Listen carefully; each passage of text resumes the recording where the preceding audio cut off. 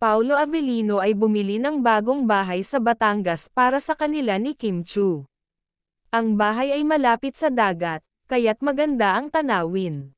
Ito ay may malawak na bakuran at magarang disenyong moderno.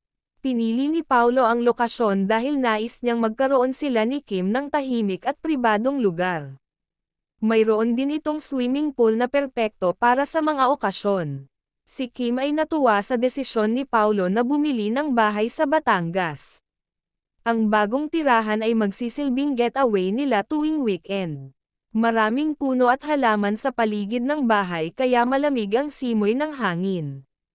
Ang pagbili ni Paulo ng bahay ay tanda ng kanilang pagsisimula ng bagong yugto sa kanilang relasyon.